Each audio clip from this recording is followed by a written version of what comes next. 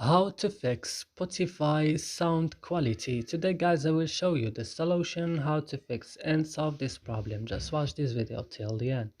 So let's start. First, now you have to go and open the settings of your phone. After this, go directly to apps.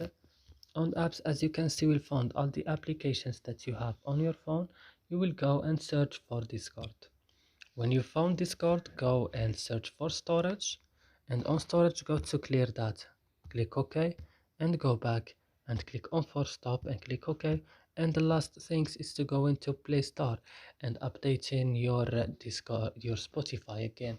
And that's it. I hope these videos helpful for you. Don't forget to like and subscribe in our channel. See you in another video.